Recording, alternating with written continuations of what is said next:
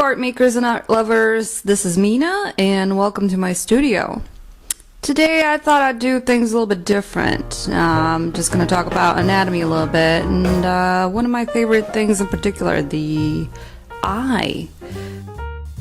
What am I doing here? I'm preparing. Here's my face. Yep. Okay, let's do that again. Okay, completely different day, completely different surface.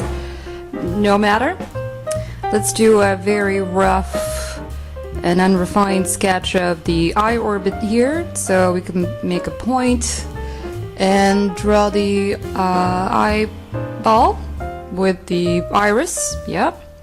Maybe suggest a little bit of a muscle tissue. Make it look like a compass and connect it to the rest of the parts, because connections, they are important. We all need them so you don't fall out of society. Never mind. Here's a floating eyeball with a bit of shading, a little core shadow, a little reflective shadow, and I am shaping up the eye around the eyeball and indicating maybe a lid or two. So the tarsal plates, or as we know them, the eyelids, they're comparatively thick and like a connective tissue that holds the eye together, basically. And indeed, that's the tear duct. Yes, I'm pointing at it. I'm making sure that everybody knows what I'm talking about. Yep, pointed it again. That's not like we're in a hurry or anything. Indeed, fix what you've already, fix what it's not broken. Yeah, a little bit of that pink tissue that pokes through there. Yeah, okay, ready? Yeah, that's the inside corner. What else do you need to know? Are we done? Yeah, talking about the light source there. There we go. It's coming from above usually, unless you have some sort of reflective surface underneath you, which is not usually the case. Yep, so there we go. Yep. Not contradict. Okay, sure, whatever. So here we go, indicating the pupil, that black hole, the window of our souls that's staring at us. Yeah, making us feel very uncomfortable.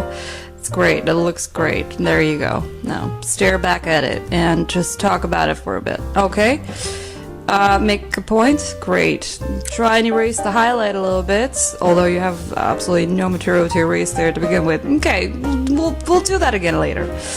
Let's do a little bit of shading. Yeah, as we know, the light source comes from above, so whatever is hit by the light will be throwing a cast shadow underneath it.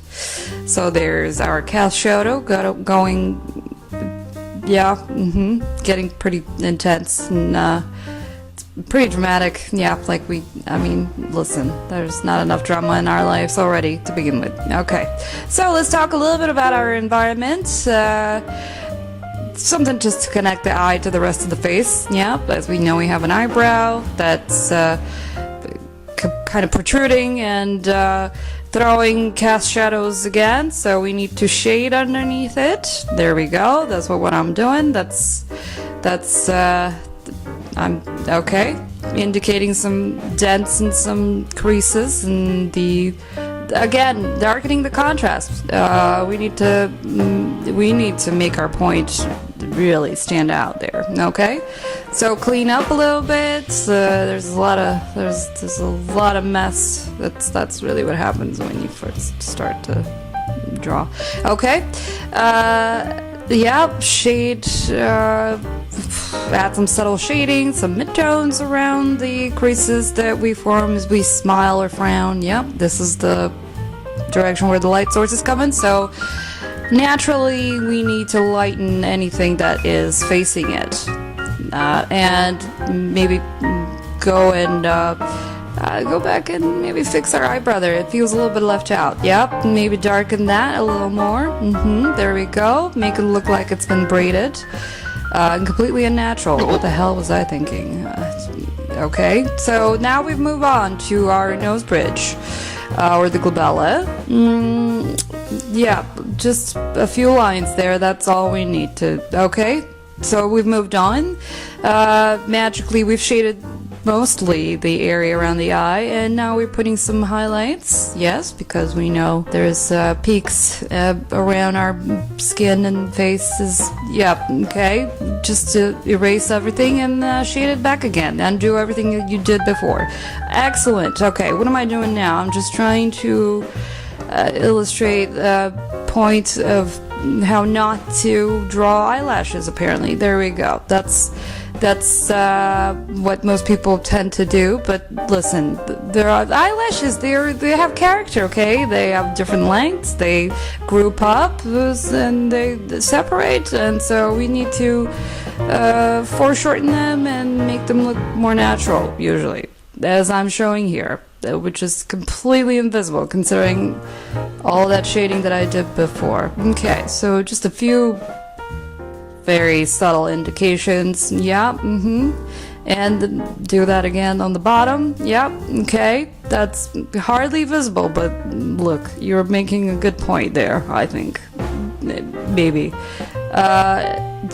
Done with this? Okay, yep, good. We moved on to explaining the side view of the eyeball, or making circles.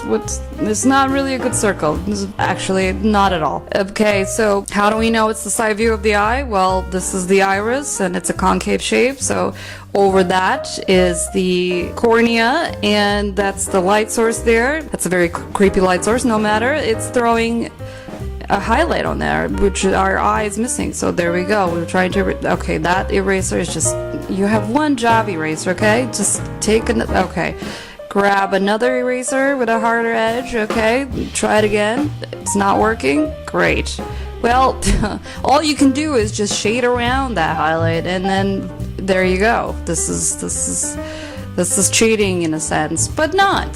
That's all you need. That's really, you've gotten your accent. That's a subtle accent, but it's there, and it's there for a reason. Reasons that I explained already. Yep. Okay. Great. Good. Pointing and gesticulating. That's really what art lessons are. That's there we go. My nose was so eager to be in that picture. Okay, so thank you for joining me on this awkward trip. Hope you come back next week for more of this mess, and watch me talk about the female and the male eye, the differences, and maybe do a demo or two. We'll see. Okay, so I'll see you again. Thank you for watching. Bye.